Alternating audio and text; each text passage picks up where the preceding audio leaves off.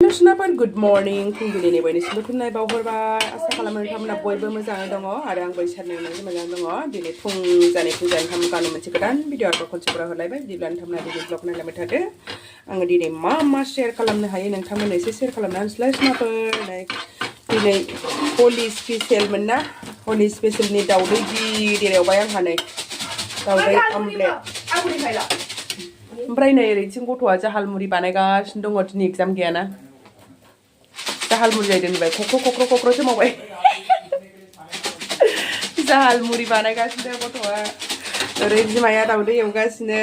ओमफ्रायथ' दिनै ग्राहान ना माबा नाङो नामा ओंखायनो दिनैथ' हलिबाबो हलि गेलेनो मोना जाहैबाय गाबोनसो गेलेगोन दिनै गैया दिनै ओरैनो थानांसिगोन उफाय गैया बेखौनो बिमा फिसा साथामनि दाउदैयाबो खेबसेनो दैब्रैखौ लांगाब होखाबाय आंना एवनाया बार सोरथेवलायबाय थाबांसै बेखौनो थुखावनोसै दाना ओरै सासे आं एसेल' जागोन नैबे गेजेरखौ जालायबावगोन ओमफ्राय आङो बे आंनि नैबे मिस्टारनि गिदिरा बे सेकेन्डआ फिसाजोनि नैबे आंनि माबा मा होनो जाहालमुरि जाना नायनाय कल वाला छागा आज मैं सॉफ्ट करूंगा किसका नाम है बॉस को भेजा था ना उसके लिए इन पहले ताला चला था जब मैंने मिला था बेटा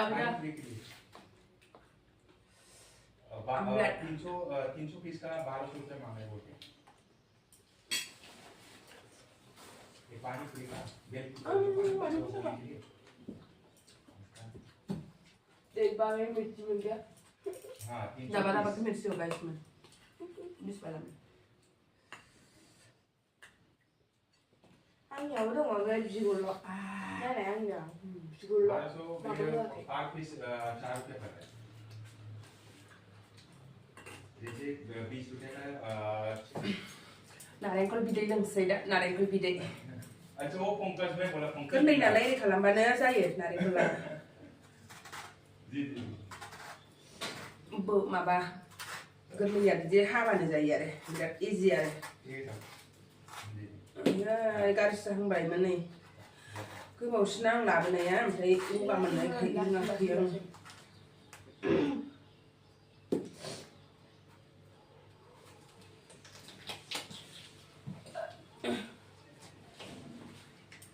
बदसिखा सिग्नेचर ये सीवी को नहीं लाना बोला थाम दुले लगा लाइटिंग नहीं है बोला गेलाससे एसे ओंखारखायो आरोखि 70 रुपिस थाइसेयाव लाइटिंग को खराब हो जा बुरजा ओंखारखायो बिदैया नै गेलाससे एसे दङ बैयाव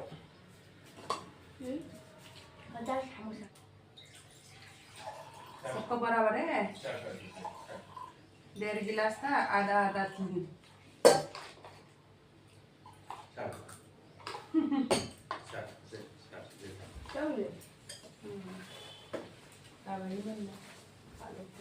ये फाल बाने दुंदुं मोननो ऐसे खालामनानै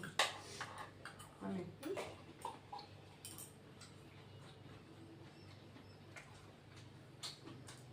जोंहा मैगं फेरफेरनाय जौ नङानो गल्ला मदिरा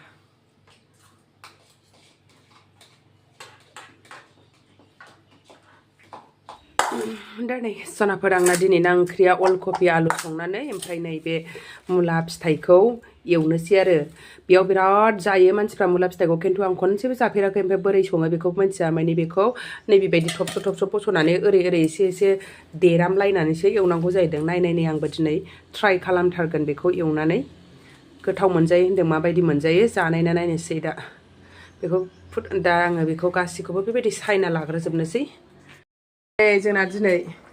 फिसा हिन्जाव दंना दं ओंखाम संनाय ओंख्रि संनाय मोनजानोसैलाय माने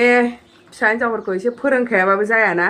टाइम मोननायावनो फरायनायजों लोगोसे खामानि दामानाबो सोलोंलांनांगौ नालाय ओंखायनो दिनै ओंख्रि संहोनायदां अल कफिजों आलु ओंखाम संखांबाय दा ओंख्रि संदों नै बेखौ खिन्थाला ओंखामखौ आंहा हारसिंसो खालामदों दे नोंनो संदों संनायाबा आंनि खामानि खालामो दे गासिखौबो संहोथारदोंना आं दिनै आं मावाखै माने मबाइला बेटारि गैयामोन नालाय दहायनिफ्रायनो आङो भिडिअ बानायनो मोनासै आरो बेटारिखौनो थाल होनो रोङाखै आङो मानोबा मबाइलाबो बेटारि हाबा जादों दे एसे सुफुदो ओमफ्राय नै दाउदै एवनोबो मालाय जगार खालामखाजोब्बायहाय मामा ओमफ्राय निनेला लाफामबाय मामिया एसे बेखौ थख' मावनो सोलोंनांगौ दे मा बेफोरखौ बिदि ओरै गारलानो नाङा मोनसे रोंनांगौ नै दाउदैखौबो मा एवगोननो दे होमबालाय जाबाय सामब्रामबो हाखाबाय टमेट' सिमला मिरचि आरो नै बेहाय दाउदैबो गलायना लाखाबाय ओमफ्राय बानलुखौबो देलायलायनानैसो होदों आरोखि ओरैनोबा गोसा मोनजायो जाहैदों देलायनानै होबाय ओमफ्राय नै आंहा दहाय मुला फिथाइ एवनो होननानै सायदोंमोन ना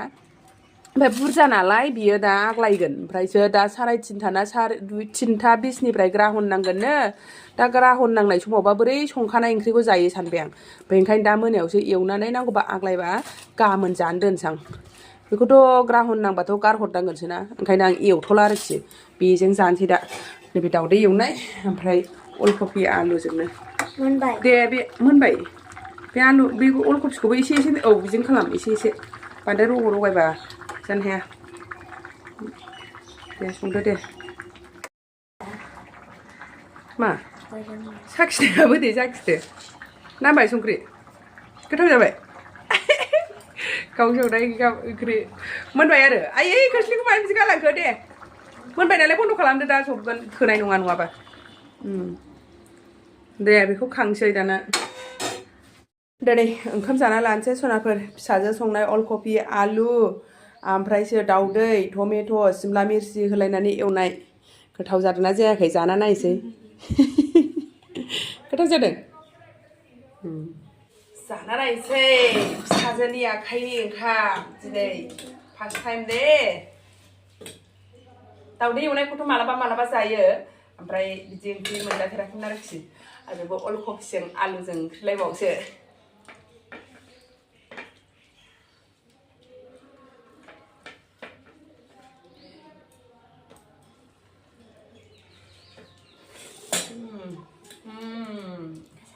गोथाव जादोंहाय मा गोथाव जादों टेस्टि गोथाव जादों हिन्जाव फिसाया एसे सोलोंलाङाबा जायाथ'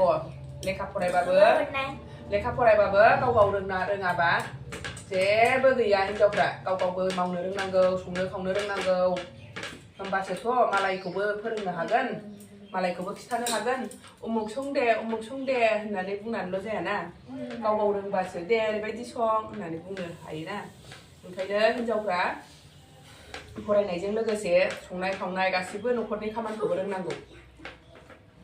मावहोलांनांसिगौ बिदिनो एसे मानसिया होनदों दादा फैबा ओमफ्राय फरिखाजोबबा आंहासो ओंखाम संनांगौनो ओमफ्राय दादाया मैगं हाग्रा सानैबो मा मावो ओमफ्राय बेहा गावनि बिमा ओमफ्राय गावनि माबा होनोमोनलाय मादैजों बेहा रायज्लायबाय थागोन ओमफ्राय ना ओरैबा ओरै बेरायनाय रायज्लायाबाल आंबो एसे नायबाय थागोन मावदों संनो रोंदोंना रोङाखै बेखौ नायगोनल' हा रोंदोंना रोङाखै बेखौ नायग्राबाल आंहा एसे बिदिसो रोंगोन ना दादाखौ गेस अन खालामनो फोरोंदों दे बेखौ सानैजों नोंसो मावनांगोन एसे रोंनांगौथ' दानिफ्रायनो फरायखानांगौ आरो देनां 12 पास जाबाथाय बायहेरायाव थाहैबाथाय गैला रोंला ओंखायनो दानो रोंखानांगौ एसे उन्दैनिफ्रायनो 12 पास जाबाथाय 12 पास जाबाथाय दस्राफ्राव थाहैनांगौबा मालाय संनाय मालाय जायैसै सा जेबो खामानि रोंला ओंखायनो दा न'आव थानायावनो बिमाजों एसे एनै सोलोंखानांगौ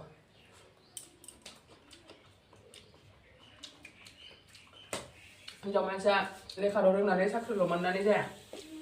साख्रि मोनबाबो लेखा रोंबाबो संनाय खावनाय न'खरनि खामानिखौबो रोंनांगौ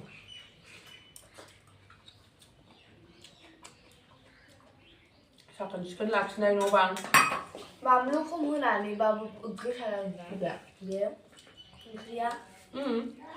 नोंथ' बानलुखौनो थाइब्रै होबावबायसोमोन बानलुआ गोसा बेयो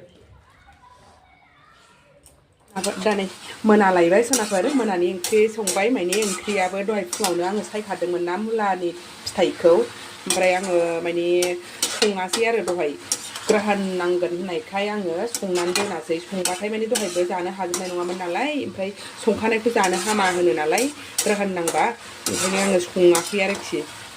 दा एसे आग्लायबा गाबोनथ' जानो हागोन बिदि साननानै आङो दा संबाय नै